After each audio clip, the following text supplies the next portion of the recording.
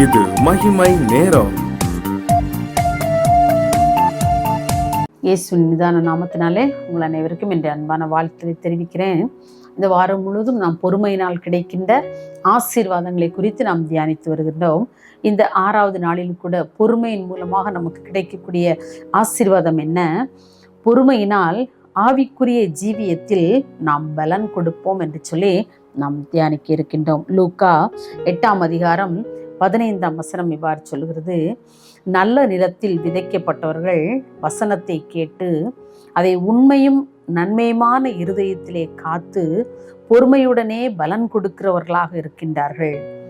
பாருங்க, நம்முடைய இருதயமானது ஒரு நல்ல நிலத்திற்கு உவமையாக கூறப்படுகின்றது. ஒரு நல்ல நிலத்தில் விதைக்கப்பட்ட விதை எப்படியும் நல்லா முளைச்சி நல்லா பலன் தரக்கூடிய ஒரு பயிராக அது என்ன செய்து இருக்குது. அப்போ நல்ல நிலத்தில் விதைக்கப்பட்ட அந்த விதைகளுக்கு அழகாக நல்லா நீர் பாய்ச்சுவாங்க, நல்லா உரம் போடுவாங்க, கொத்தி உரம் போட்டு அதனுடைய பயிரெல்லாம் நல்லா வளர செய்வாங்க. அப்படிதான் நம்முடைய இருதயத்தையும் கூட அவன் வேத வசனம் சொல்லுது, நல்ல நிலத்தில் விதைக்கப்பட்டவர்கள் வசனத்தை கேட்டு அதை உண்மையும் நன்மையுமான இருதயத்திலே காத்து பொறுமையுடனே பலன் கொடுக்கிறவர்களாக இருக்கின்றாங்க. நம்ம பயிரை ஒரு விதையை போடுறோம், அது நெல்மணியாக இருக்கலாம், கோதுமையாக இருக்கலாம், கடுகாக இருக்கலாம்.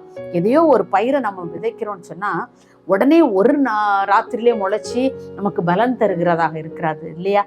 அது நீண்ட நாட்கள் ஆகலாம். சில பயிர்கள் நீண்ட நாள் பயிராக இருக்கலாம், சில பயிர்கள் சீக்கிரமாக முளைக்கக்கூடிய இருக்கலாம். ஒரு சில நாட்களாவது எடுத்துக்கொள்ளும் இல்லையா அது முளைப்பதற்கு.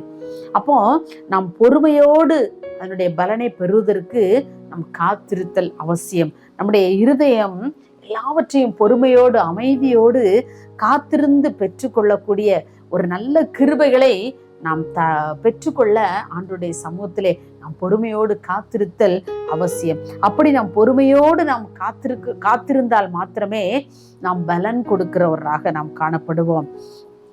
நம்முடைய இருதயம் கூட அநேக வேளைகளிலே நல்ல அருமையான வசனங்கள் எல்லாம் நம்ம கேட்குறோம்ல, நம்முடைய இருதயத்திலே அந்த வசனங்களை எல்லாம் நாம் பதித்து வைத்து உண்மையும் நன்மையுமான அந்த இருதயத்தில், நம்முடைய இருதயம் எப்படிப்பட்டதா? உண்மையும் நன்மையுமான இருதயத்திலே அதை நாம் பதித்து வைத்து கொள்வோம் என்று சொன்னால் பொறுமையுடனே நாமும் கூட பலன் கொடுக்கிறவர்களாக நாம் காணப்படுவோம். நம்முடைய பொறுமையினால் மாத்திரமே நம்முடைய ஆவிக்குரிய வாழ்க்கையிலே ஜீவியத்திலே நாம் பலன் கொடுக்கிற பிள்ளைகளாக நாம் மாற முடியும்.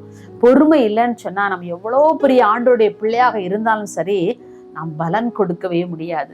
நம்முடைய வாழ்க்கையிலே பலன் கொடுப்பதற்கு இந்த பொறுமை மிக மிக அவசியமாக காணப்படுகின்றது. இப்போ சொல்லுவாங்க, பொறுமையினால் உங்கள் ஆத்துமாக்களை காத்து கொள்ளுங்கள் என்று சொல்லி. நம்முடைய ஆத்துமா கரைப்பட்டு போகாமல் அல்லது நம்முடைய ஆத்துமா வேற எந்த காரியங்களில் ஈடுபடாமல் இருப்பதற்கு பொறுமை வேணும். குடும்பத்தில் இப்போ எல்லா குடும்பங்களிலும் பிரச்சனைகள் உண்டு இல்ல, எல்லா வேலை ஸ்தலங்களிலும் பிரச்சனைகள் உண்டு. ஆனால் அந்த பிரச்சனைகளின் பாடுகளின் மத்தியிலேயும் கூட நாம் பொறுமையினால் நம்முடைய ஆத்மாவை காத்து கொள்ள வேண்டுமா? எல்லாருக்கும் பாடுகள் உண்டு இல்லையா, எல்லாருக்கும் பிரச்சனைகள் உண்டு. அது வேலை ஸ்தலமாக இருக்கலாம், கூட்டு குடும்பங்களாக இருக்கலாம். எப்படிப்பட்ட இடங்களிலும் பிரச்சனைகள் வரும்போது நாம் எப்படி இருக்கணுமா? அமைதியாக இருக்கணும், பொறுமையோடு இருக்கணும், நம்முடைய ஆத்மாவை காத்து கொள்ள வேண்டும். நான் ஒவ்வொரு நாளும் அதிகாலையில் எழும்பி நான் ஜெபம் பண்ணும்போது சொல்லுவேன், ஆண்டவரே, நான் இன்றைக்கு நான் பொறுமையினால் என்னுடைய ஆத்மாவை காத்துக்கொள்ளணும்ப்பா. என்னுடைய பொறுமை நான் இழந்து போவேன்னு சொன்னா என்னுடைய ஆத்மாவை குறித்து கவலையற்றதாக எனக்கு போய்விடக்கூடாது சாமி. என்னுடைய ஆத்மா ரொம்ப முக்கியம் இல்ல, ஆத்மா விலையேற பெற்றது, நான் அதை பாதுகாக்க வேணும்னு சொன்னா இன்னைக்கு உங்களுடைய பொறுமை எனக்கு தேவை. இன்னைக்கு காலையில் எழும்பி உங்களுடைய சமூகத்தில் உங்களுடைய பொறுமைக்காக நான் காத்திருக்கிறப்பா. பொறுமையினால் இந்த நாள் முழுவதும் என்னுடைய ஆத்மாவை நீங்க பாதுகாத்து கொள்ளுங்கன்னு சொல்லி ஒவ்வொரு நாளும் நான் காலையில் எழும்பி ஜெபிப்பதுண்டு. எனக்கு அன்பானவர்களே, நாம் பொறுமையோடு நம்முடைய ஆத்மாவை காத்து கொள்ள வேண்டும் என்று சொல்லி வேதம் நமக்கு எச்சரிக்கிறது. நம்முடைய ஆத்மாவை ஒரு பால் மறந்த குழந்தையை போல ஆண்டவருடைய சமூகத்தில் ஒப்பு கொடுக்கும் பொழுது ஆண்டவர் நம்முடைய ஆத்மாவை அவர் பாதுகாக்கிறவராக இருக்கிறார். அவருடைய சமூகத்தில் நாம் அப்படியே அமர்ந்திருக்கும் பொழுது அதிகாலையில் எழும்பி இங்கே ஜெபித்து பாருங்க, உங்களுடைய வாழ்க்கையிலே பெரிய ஆசீர்வாதங்களை பெற்றுக்கொள்ள முடியும். பொறுமை இழந்து தவிக்கிற நான் என்னுடைய வாழ்க்கையில் என் பொறுமையை கற்றுக்கொண்டேன். எப்படி? அதிகாலை ஜெபத்தின் மூலமாக ஆண்டவருடைய சமூகத்திலே அதிகாலை 5 மணிக்கு நான் ஆண்டவருடைய சமூகத்துல நிற்பேன். இன்றைக்கு ஒருவேளை நான் என்னுடைய பணியிலிருந்து ஓய்வு பெற்றாலும் கூட நான் பணியில் இருக்கும்போதே இந்த 5 o'clock எழும்பி ஜெபிக்கிற பழக்கம். அப்போ நான் என்னுடைய ஓய்வு பெற்ற போதும் கூட கொஞ்ச நேரம் தூங்கலாம் நான் நினைச்சா கூட எனக்கு விருப்பம் இருக்காது. ஏன்? 5 மணிக்கு எனக்காக ஒருத்தர் காத்திருப்பார்ல, நான் ஓடி போகணும், அவருடைய சமூகத்துக்கு நேராக ஓடி போகணும்னு சொல்லி இன்றைக்கு வரைக்கும் நான் 5 மணிக்கு அவருடைய பாதத்திலே காத்திருப்பேன். ஒவ்வொரு நாளும் ஆண்டவரே, இன்றைக்குடைய புதிய கிருபை, புதிய பொறுமை, புதிய ஆசீர்வாதத்தை எனக்கு இந்த நாளிலே தாங்கன்னு சொல்லி யார் மனித சத்தங்கள் எல்லாம் கேட்கும் முன்பதாக அவருடைய பாதத்தில் நான் அமர்ந்திருந்து நான் ஜெபிப்பதுண்டு. அதன் மூலமாக என் வாழ்க்கையில் அநேக ஆசீர்வாதங்களை நான் பெற்றிருக்கிறேன், பொறுமையை நான் பெற்றிருக்கிறேன். பிரச்சனை ஏற்படுகிற பொழுது, குழப்பங்கள் ஏற்படுகிற பொழுது எப்படி நாம் அமைதியோடு, பொறுமையோடு, நிதானத்தோடு நடந்து கொள்ள வேண்டும் என்கிற ஒரு தெய்வீக ஞானத்தை ஆண்டவர் கற்றுத்தருகிறார். எனக்கு அன்பானவர்களே, நாம் பொறுமையோடு இருந்து நம்முடைய ஆத்மாவை பாதுகாத்துக் கொள்வோம். இன்னும் கூட வசனம் நம்முடைய இருதயத்திலே பதிந்திருக்க வேண்டும். அந்த வசனம் நம்முடைய இருதயத்திலே பதிந்திருக்கும் பொழுது மாத்திரம்தான் இந்த வாழ்க்கையில் நாம் பொறுமையை பிரதிபலிக்க முடியும்.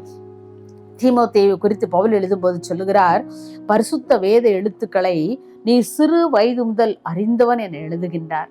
பாருங்க, அந்த தீமோத்தேயு சின்ன பையனா இருக்கும் பொழுதே அநேக வேத வசனங்களை அப்படியே இருதயத்திலே பதித்து வைத்திருக்கிறான். நன்றாக அறிந்திருந்தாராம் இந்த தீமோத்தேயு. அப்போ சின்ன பையனா இருக்கும்போதே அநேக வேத வசனங்களை கற்று வைத்திருக்கிறான் இல்லையா?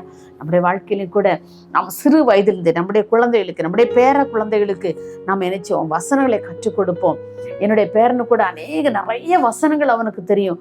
அநேக கிறிஸ்தவ பாடல்கள் நன்றாக பாடுவான்.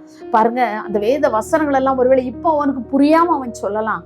ஆனா பின்னால் அவனுடைய வாழ்க்கையிலே அந்த வேத வசனங்கள் அவனோடு கூட பேசும். அந்த இருதயமாகிய அந்த நல்ல நிலத்திலே விதைக்கப்பட்ட வசனங்கள் பொறுமையோடு அது நல்ல பலன் கொடுக்கிறதாக அதை ஆண்டவர் மாற்றி கொடுப்பார். எனக்கு அன்பானவர்களே, நம்முடைய வாழ்க்கையிலே பொறுமையோடு நல்ல நிலத்தில் விதைக்கப்பட்ட விதைகளைப் போல நம்முடைய ஆத்மாவை நாம் பொறுமையோடு காத்துக்கொள்வோம் என்று சொன்னால் நாம் நல்ல பலன் கொடுக்கிறவர்களாக இருப்போம். நம்முடைய ஆவிக்குரிய ஜீவியமானது சிறந்து விளங்க வேண்டும் என்று சொன்னால் நம்முடைய அந்த வேத வசனங்கள் நம்முடைய இருதயத்திலே பதித்திருக்க வேண்டும். இருதயத்திலே பதித்து நல் மனதுடனே வாழ்ந்து நாம் பலன் கொடுக்க வேண்டும் என்று சொல்லி ஆண்டவர் விரும்புகின்றார். அவருக்காக நாம் வாழ வேண்டும். பொறுமையோடு நாம் காத்திருக்கும் பொழுது அவர் நம்முடைய வாழ்க்கையை பொறுப்படுத்திக் கொள்கிறார். நாம் பொறுமையோடு நாம் காத்திருந்து அவருடைய சமூகத்திலே ஆசீர்வாதங்களை பெற்றுக்கொள்வோம். எங்களை நேசிக்கிற அன்புள்ள இயேசுவே, இந்த அருமையான இந்த 6ஆம் நாளின் காலை வேளைக்காக உமக்கு நன்றி செலுத்துகிறோப்பா. ஆண்டவரே, இந்த நாளில் கூட நாங்கள் பொறுமையோடு ஆண்டவரை காத்திருந்து ஆண்டவரே நாங்கள் பலன் கொடுக்கிற, நீண்ட நாள் பலன் கொடுக்கிற பிள்ளைகளாய் எங்களுடைய வாழ்க்கை மாற கர்த்தர் நீங்க கிருபை தரும்படியாக ஜெபிக்கிறோம்ப்பா. இருதயமாகிய நல்ல நிலத்திலே ஆண்டவரே உங்களுடைய வேத வசனங்களை நாங்கள் ஆழ பதித்து கொள்ள எங்களுக்கு உதவி செய்யுங்க. வேத வசனம் கிடைக்க கூடாத பஞ்ச காலம் வருவதற்கு முன்பதாகவே நாங்கள் நம்முடைய வேத வசனங்களை ஆகாரமாக உட்கொண்டு அதை எங்களுடைய இருதயத்திலே பதித்து வைத்துக் கொள்ள எங்களுக்கு கிருபை தாங்க. அதுதான் எங்களுடைய வாழ்க்கையிலே பின்னாலே ஆண்டவரே அது அநேக பலனை தருகிறதாக நீடிய பொறுமையோடு காத்திருந்து அந்த வசனங்களுடைய இருதயத்திலே பதித்து அதன் மூலமாக கிடைக்கக்கூடிய ஆசீர்வாதங்களை பெற்றுக்கொள்ள கர்த்தர் எங்களுக்கு கிருபை தரும்படியாக ஜெபிக்கிறோம்ப்பா. ஆண்டவர், நாங்கள் பொறுமையோடு காத்திருந்து வேத வசனங்களை நாங்கள் இருதயத்திலே பதித்து வைத்து அது மிகுந்த பலன் கொடுக்கத்தக்கதான கிருபைகளை எங்களுக்கு நீர் மாத்திரம் தர முடியும். அப்படியே நீங்கள் தரப்போறதற்காக உமக்கு நான் நன்றி செலுத்துகிறோம். உங்களுடைய கரத்திலே தாழ்த்தி தருகிறோம். இயேசுவின் நாமத்தில் பிதாவே, ஆமென்.